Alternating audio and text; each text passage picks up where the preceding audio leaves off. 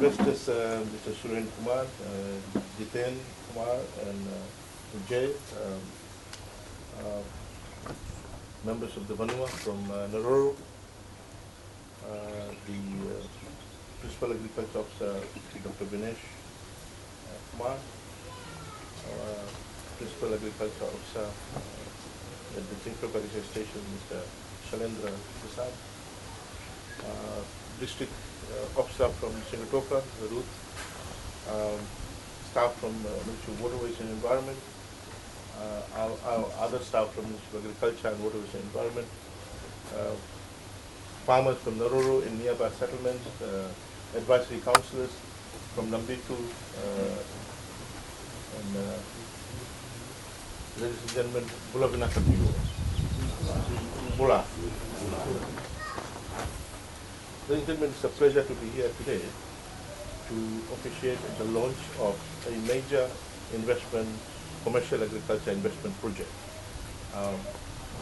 As you know, that one of the strategic priority areas of Ministry of Agriculture is to promote, expand and grow commercial agriculture ventures, because it is in commercial agriculture that we see agriculture achieving and reaching its potential. As you all may be aware, we are mandated to grow agriculture in national interest. Growing agriculture in national interest will serve a number of purposes. It will bring in the much needed foreign exchange for the country if we're able to expand, grow, process and export our agriculture commodities and products. It will allow us to engage our labours into meaningful, rewarding enterprises, not only from Naroro area, greater Sigatoka area, but also more technical and skilled labour from outside when the venture grows and expands. It will draw in and attract idle, fertile land into productive use, thus ensuring that the owners of the resources, the land, will get maximum return from it. It will provide a source of livelihood for the rural dwellers who engage into the venture. As you know, the sustainable strategy of providing livelihood to people is to get agriculture or any particular venture to grow commercially, and then people will be engaged in that particular venture. When the production process takes place, then people will be engaged. That is a sustainable way of sustaining rural community. It's when the economy grows or when a particular sector grows, that different people will be engaged in that particular growth process. Someone will be supplying land, someone will be supplying seedling, someone will be supplying other raw materials like organic fertilizer, someone will be supplying, let's say, draft bullets, someone will be supplying tractors or machinery. So in the factor market, people will be engaged. Some people will be supplying labor. Some people will be engaged in the processing, packaging area. Some people will be engaged in transporting the particular product. Some people will be adding in value, will be engaged in value addition. Let's say processing daruka into canned daruka.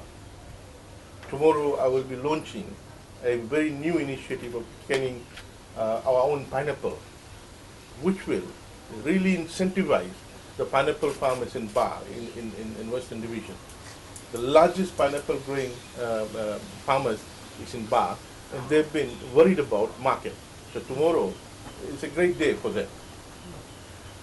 So in the factor market, number of types of people, households will be engaged.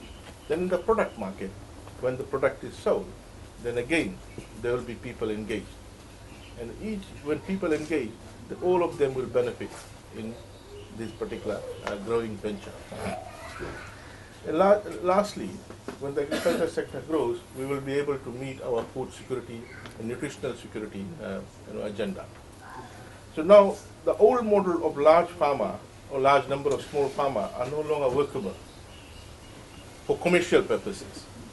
Primarily because we no longer have large families or large number of free labor in the rural area. Large-scale production requires move towards mechanized agriculture, and I'm quite pleased to see the kind of investment that has been made in this particular venture. Our requirements from competitive market necessitates consistency in supply. So when you have a large commercial farmer, right, then one advantage is that you guarantee supply because you are in total control of it. Vis-a-vis, let's say 20 farmers supplying, you're not in control of them. Sometimes they'll supply, sometimes they won't. So consistency in supply is not in your control. But in a large commercial venture, consistency of supply is in your control. Number two, when you have a large farm, a plantation, vis-a-vis a small number of small outlets, volume is not in your control. For example, in Suva, we have got this fresh pack, which is our the local base for Budrim Ginger, a major company operating out of Brisbane. They've contracted out ginger to farmers. I met them last year in Brisbane. They said one of the problems is that the total requirement of ginger that they have from farmers, they've contracted out and they signed that we will supply you this volume. They are only able to get 50% of what they are requiring. So they have set up this plant to process baby ginger and then export it to Brisbane, where they will process it into ginger candies and ginger freshener. Their factory is operating at 50% because they have contracted out to different roles. Now, when you have a large venture, then apart from ensuring that you are guaranteed with consistency, you are also guaranteeing volume. It's in your control. Very important. And that aspect, when you are contracting out, then that aspect is not in your control. And thirdly, very important, very important, is that when you have the entire plantation in your control, then there's uniformity in quality of supply.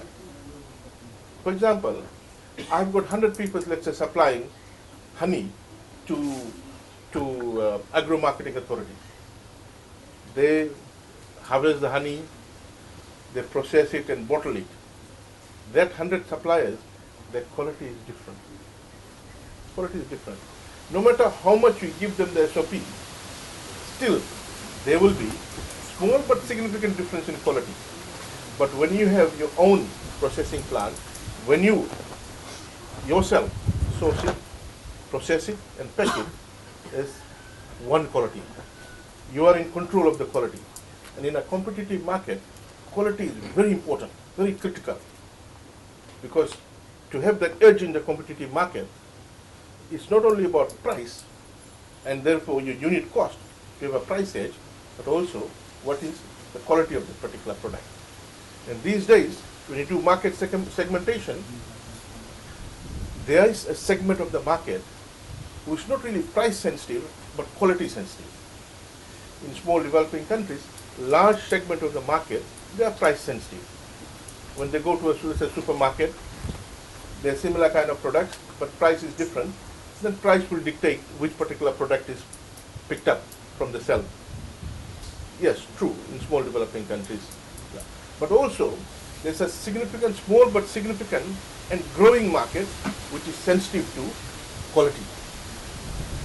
And therefore, it's very important that we now take quality control very seriously.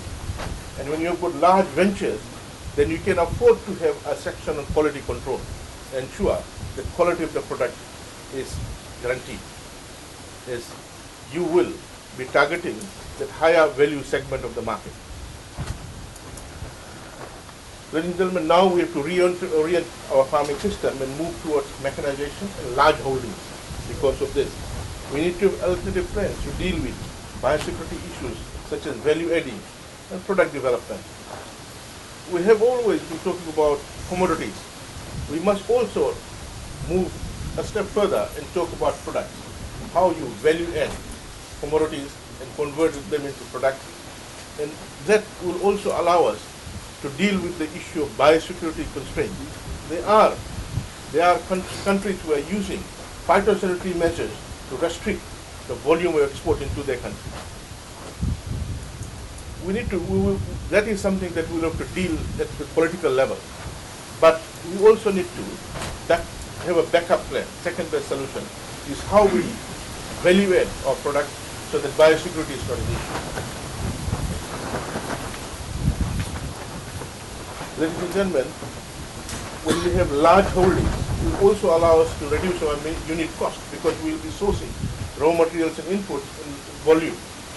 And it's very important that when we are operating in a competitive market, we are mindful of our unit cost if we want to maintain our competitive edge. Look at the taro industry now. Fiji is having difficulty in New Zealand market because Samoa's unit cost is slightly lower than our unit cost. Samoa's unit cost is lower than our unit cost in taro production. And because of that, Samoa is having an edge in New Zealand market. So then, while we deal with unit cost, we also need to look at how do we differentiate our product. That is something that, of course, the option is there for. So it is in this regard that we wish to welcome, large-scale investors into agriculture sector, given some of the strategic advantages we have. We have one of the most fertile land suitable for crop agriculture in the entire Pacific. We've got one of the most fertile land. We have abundance of water available at pretty much very low cost. Our climatic conditions give us strategic advantage with the year-round production. I was talking to a major investor out of US who wanted to invest in Fiji. I said, and he said, look, we have proven, we're growing it in America. We want to grow in Fiji. And so that's the case. In America, you've got large tracts of land. Why do you want to come here? He said, because we can only grow. We can't grow in winter there. During winter, we can't grow. And in Fiji, we've got a strategic advantage. We can grow our crop year-round. We can grow year-round. And they want to come and start planting here too, because they want to take advantage of those seasons where they don't have their own supply. And therefore, they can also take advantage of higher price in this particular season. We also have, at the moment, which we need to protect going forward, our pristine environment, which gives us a leverage of our branding, our image. People want to consume production commodities originating from the Pacific, in particular Fiji. We need to protect that brand image. And that is also gives us the impetus to ensure to go into organic farming. A lot of the products that we're exporting are organic, in fact. For example, breadfruit. At the moment, you don't have really an orchard of breadfruit. So the breadfruit that we export is collected from various places, which is pretty much organic, which gives us a leverage into entering into the higher valued market. So any higher price we source, eventually it will find its way to the farmers. And that's how it should be. It is in this regard that we wish to welcome this commercial venture led by our own son of Naroro, who now resides in Australia, his brother Jiten, and his partner Jay. Both of them I know personally, Jay and Suren. Welcome to Naroro, and I want to, on behalf of government, thank you for setting up this this venture here. Do hope that it will be an exemplary one, that other investors will follow suit as well. I'm pleased to note that Mr. Kumar, along with his local partners, is venturing into large-scale goat and sheep farming, as well as high-valued crops. Mr. Kumar will give details of his plan, but just to let you know that they are looking at year-round, large-scale dhuruka production, and then processing it, which they are at the moment doing it, but expand it further for export. Looking at establishing lemon orchard of about 5,000 plants, lime orchard 5,000 plants, has a variety of avocado 5,000 units, and also establishing one of the first plantation in the Western Division for coconut, about 5,000 plants. Mr. Kumar will provide details of how they will evaluate what kind of products they want to develop and export. And I want to say that we will support. We will provide, spoken to our Principal Agriculture Officer based in Sigatoka, to quickly develop a plan and to give it to him about details about how we will be supplying. I want to let Jay and Suren know that I've already spoken to our Mua research station leader, Dr. Rohit Lal, that we will be supplying. We're ready to supply 5,000 seedlings. Now you have to catch up with us in terms of when you can handle that 5,000 seedlings. I don't want a situation where you say that we are not keeping up with your pace. We are ready to supply with you with 5,000 seedling coconut seed nuts, sprouted ones, so that you can start planting. So we are ready. We are ready to get this venture up and running. I know that Jay has already established a Dalo farm in Tailavu and is planning to expand it to close to about 12 acres over the next 12 months. So this is a project which has already begun, which is now we're launching it into a bigger scale, and it will take 5 years to get to the stage that we are now envisaging. And I want to say that we're very honored to be here today to formally launch this and make this announcement. And I look forward to supporting you, Suren, in getting this venture as planned, as per your business plan. And with these words, it's my pleasure to officially commission this project, and I look forward to seeing the output out of this. Thank you, Naka.